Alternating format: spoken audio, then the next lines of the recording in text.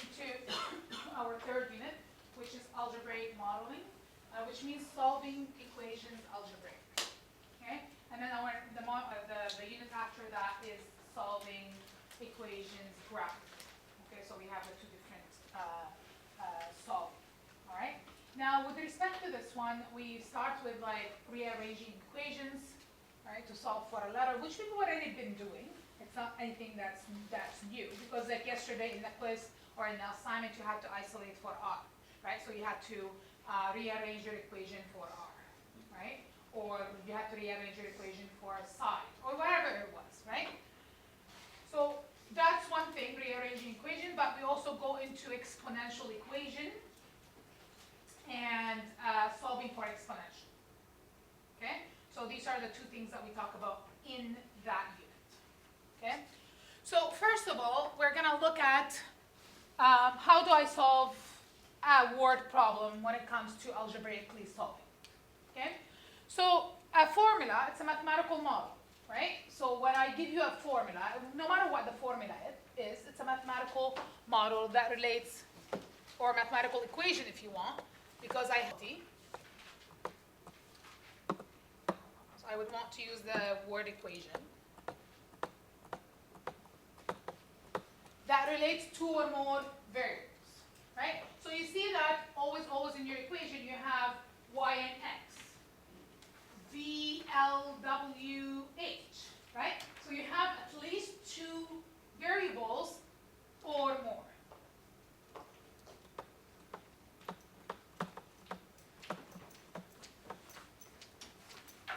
So, for example, the first equation that you see here, P equals 25T minus 800, might give the profit from ticket sales. So where P is your profit and T is the number of tickets sold. So you see that in this case, I have two unknowns, two variables, P and T, and I'm relating them in an equation, right?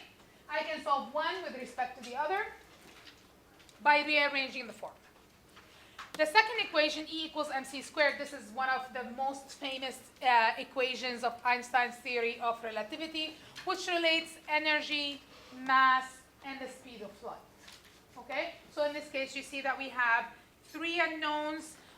Technically, C is not an unknown. C is a variable like pi, right? Where pi is like 3.14. C is a variable. It's a constant, sorry, which is like, depends on the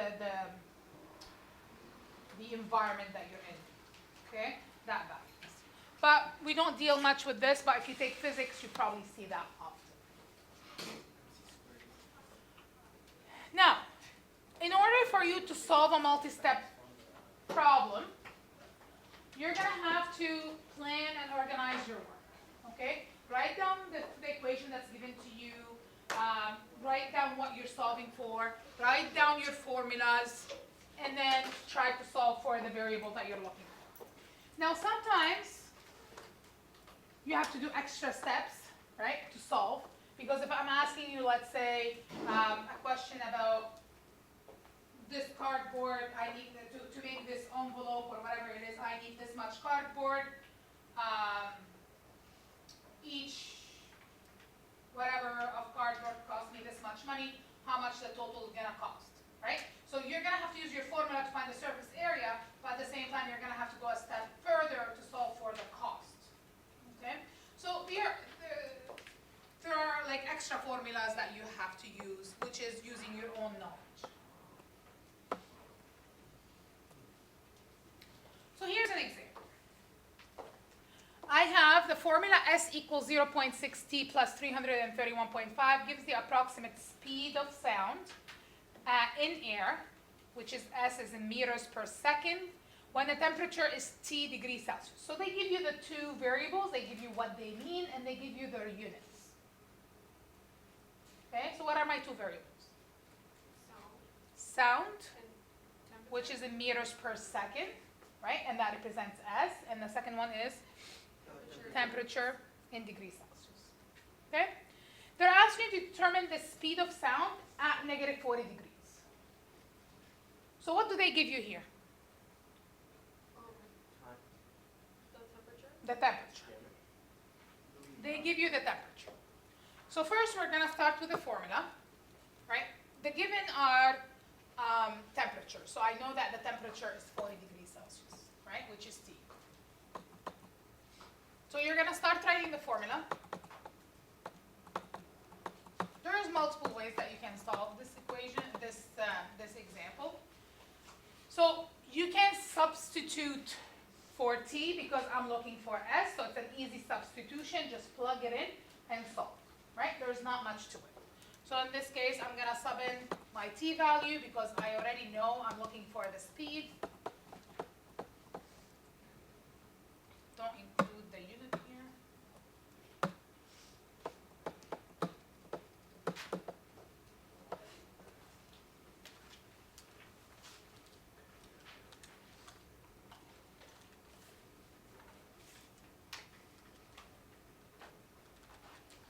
And that gives me 307.5. But make sure that you report your answer with a unit, so that's meter per second, right? And also I have to write a very important statement that the speed of the sound at negative 40 degree is this. Okay? So this is the easy example where they give you the equation, they give you the value of the unknown, you plug it in, and you solve. The easiest example that you can get. Okay? Now, what if they give you the speed of sound and they ask you for the temperature? What do you have to do? Would you have to isolate? Isolate for? T. T, right? Which we know that we have to bring things, do opposite operation, bring them to the other side. Okay? Which is most likely what you're going to have to do in most of the examples because this is what the unit is about.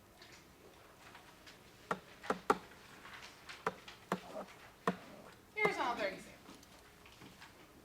So a landscaper uses a bucket with radius 18 centimeter and a height of 18 centimeter to pour soil into a rectangular planter measuring 1.2 meter by 40 centimeter by 20 centimeter.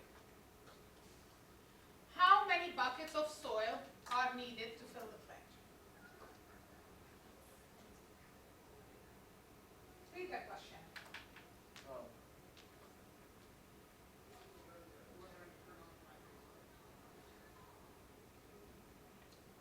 What do I have here? Two shapes. Two shapes. What are they? Cylinder and a square. A rectangle. A rectangular prism, right? And a Cylinder. cylinder, right? So my bucket is a cylinder and I have a rectangular shape. So I'm going to use, so what's happening with that example?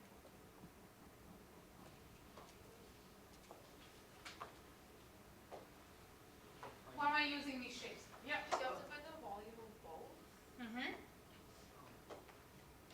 Yeah, I have to find the volume of both, right? And then what? And then see how much goes in. So I want to know how many buckets I need, right? How many times do I need to fill out the bucket so I can fill out my plant, right? My rectangular prism. So I have to find the ratio between the rectangular prism and the cylinder, right? So first, you guys, you're right, I need to find the volume of each, okay? Now, always look at your units, as I said before, and then if you don't have the same unit, you have to convert to the same unit, okay? Do I have the same unit everywhere? So I have 1.2 meter and the rest are centimeter, right? So I have to change it to centimeter, right? Because instead of changing 4 measurements, I only have to change 1 measurement. How can I change 1.2 meter into centimeter? Times it by 100.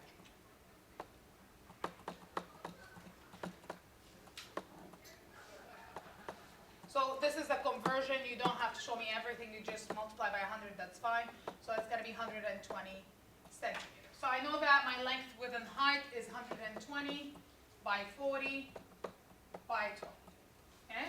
So that's my rectangular prism, right? And then for my bucket, I have 18 for my radius, and my height is 18. Okay? So we know that we're going to have to use the volume, right? So the volume for the planter is length times width times height, because that's the volume of the rectangular prism.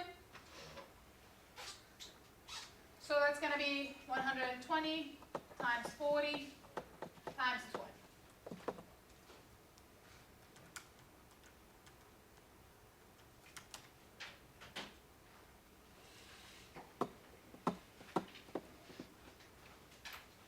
What would be my unit for this one? Centimeters, Square. centimeters, cube, it's a volume. You're multiplying centimeter by centimeter by centimeter.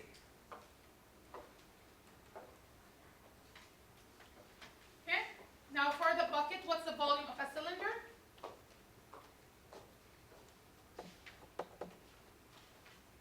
Two pi r squared h. Check it for me. You have the formula sheets? Use the bar sheet. Or pi r squared h without the two. By R squared H. Yeah. Because it's only one base. Here. All right, now I know the radius, I know the height, I can plug them in and find my formulas, find my answer.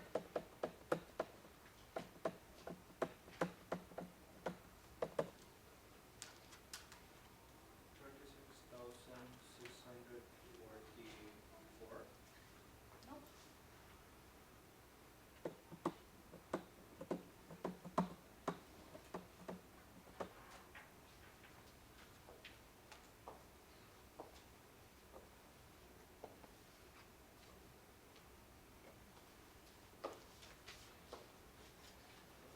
So now I know that the volume of one cylinder is 18,321.8, while the volume of my planter is 96,000. How many cylinders do I need to fill the planter? What do I do? Divide what by what? Divide the bucket by the planter. That's right. So because my planter is my total volume, right? The volume of the cylinder is one bucket, right? So you have to divide your total volume by the volume of the cylinder to know how many cylinders do you need. Okay, how many buckets do you need? So I need to find, so the number of buckets is equal to the volume of the planter over the volume of the bucket.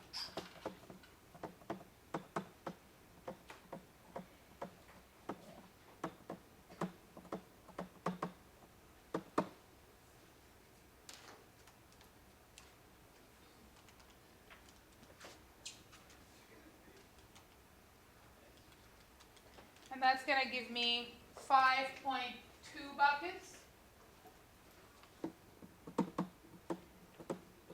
which makes sense, right? If you did it the other way around, it's going to give you like 0 point something buckets. Does that make sense? No, because the planter has a bigger volume than the bucket. Okay? So I need about 5.2 buckets to fill the planter. Should you write about in the Yeah. statement? Yes, because it's not exactly 5.2, right? So you're going to say about 5.2 buckets. So therefore, we need about 5.2 buckets to fill the planter.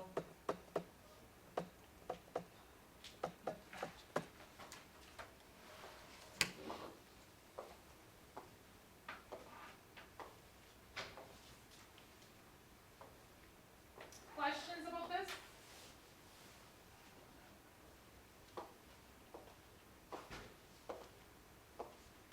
We're good?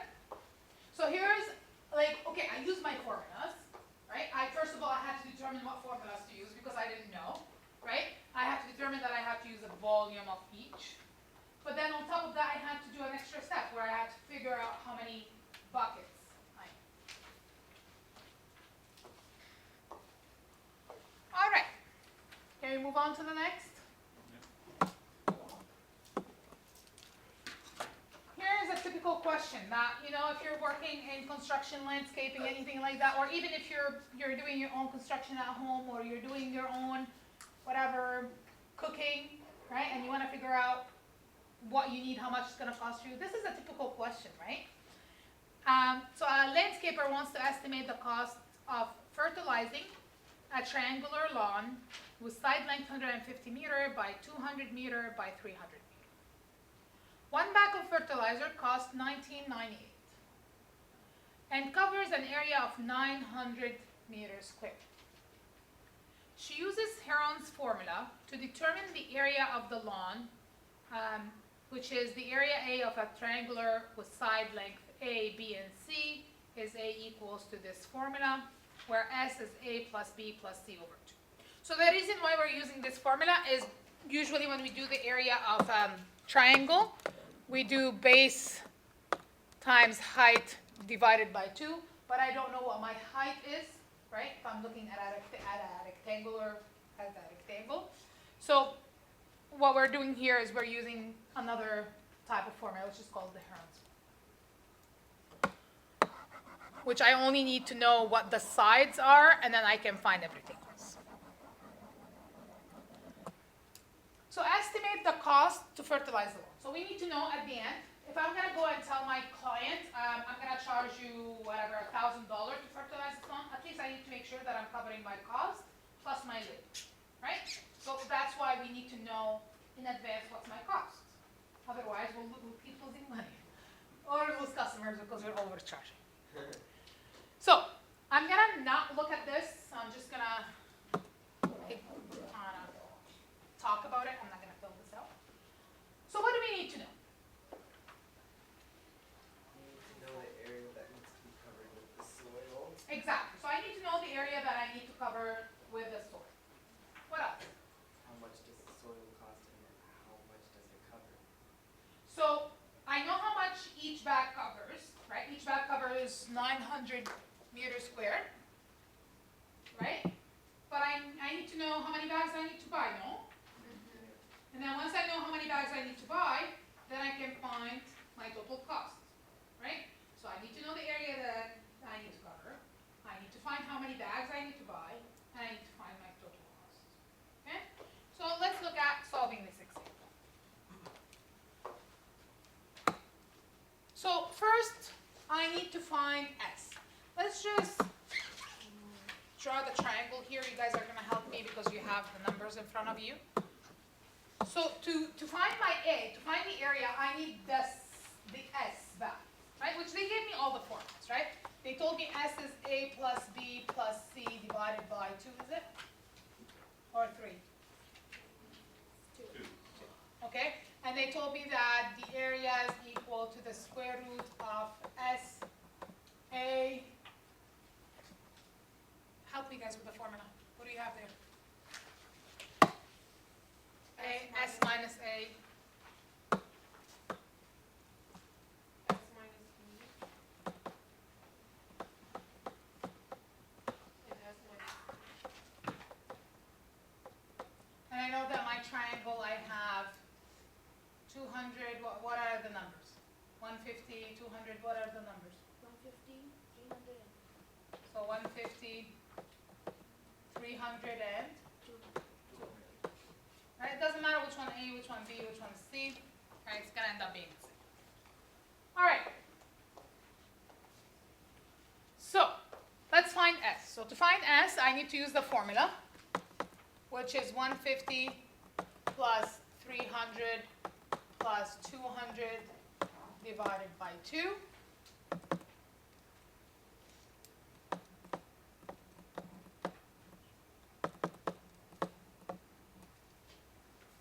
So I found S. You didn't even use a calculator to do that.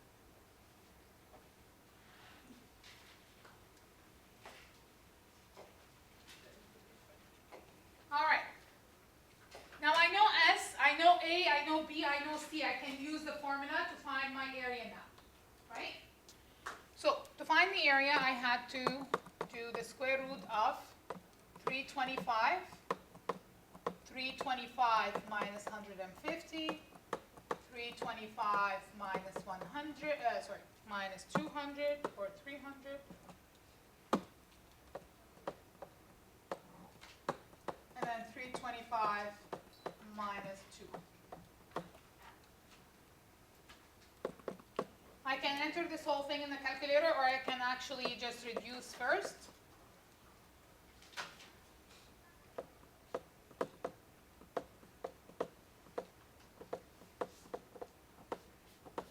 And then I can plug it into the calculator as multiplication.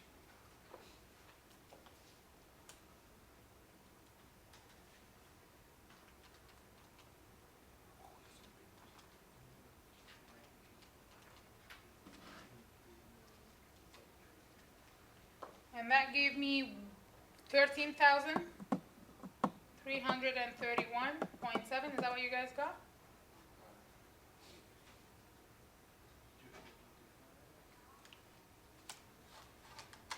And that's the area, so that means that's meters squared, right?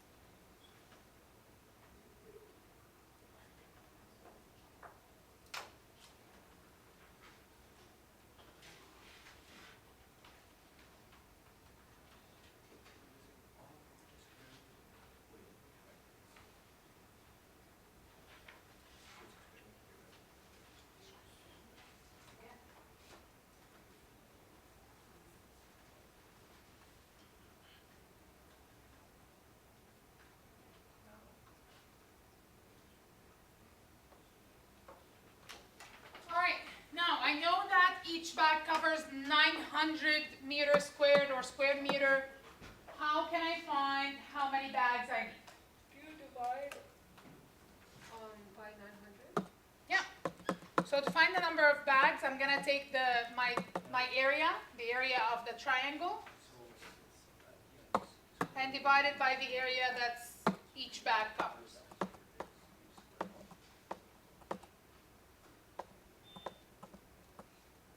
So that's going to be 13,331.7 and divided by 900.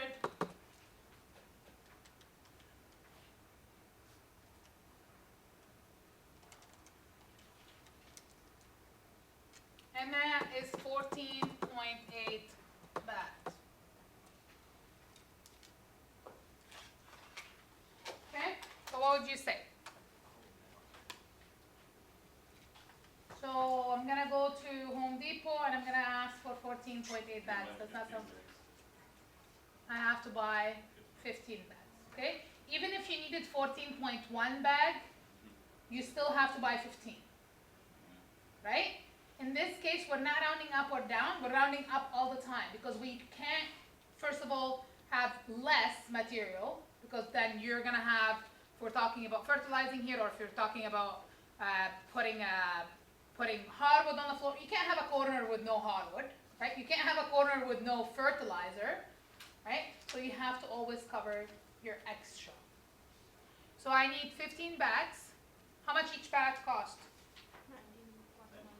19.98. So what would be my total cost? You have to do 14.8 times, no? Not 14.8 because I can't go by 14. 15, sorry, 15. Yeah. So I need 15 bags. So my total cost is 15 times, sorry, what was that, 19.98? Yeah. Yes. Okay, 299.7. 299.7.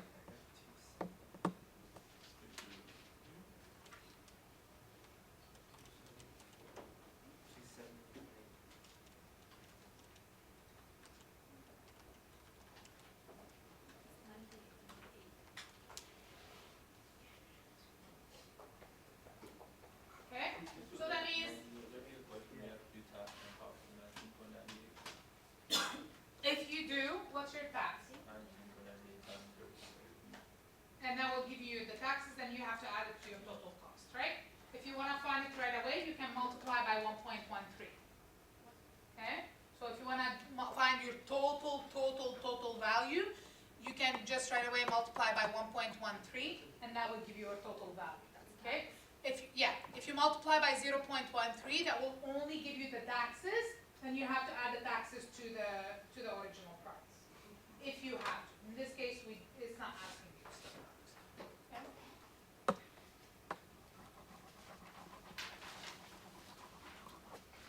Are we good with that? All right. Let me just stop this video.